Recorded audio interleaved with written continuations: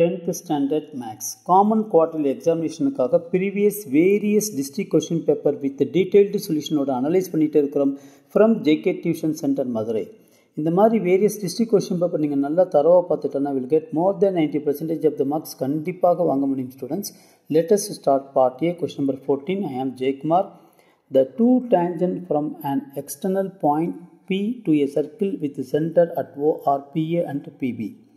If the angle APB is equal to 70 degree, then the value of angle AOB என்னன்னு கேட்டிருக்காங்க.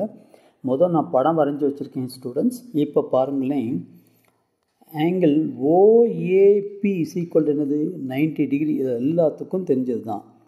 Angle APO is equal to எவ்வளவு 35 degree. ஏன்னா as angle APB is equal to 70 டிகிரின்னு கொடுத்துருக்காங்க.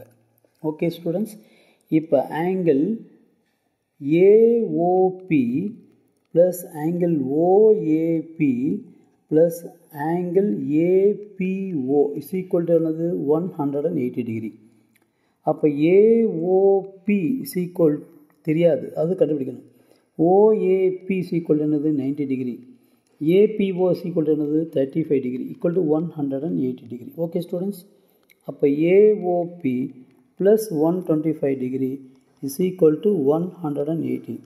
அப்போ AOP is equal to 180 minus 125 degree which is equal to 55 degree. ஓகேவா?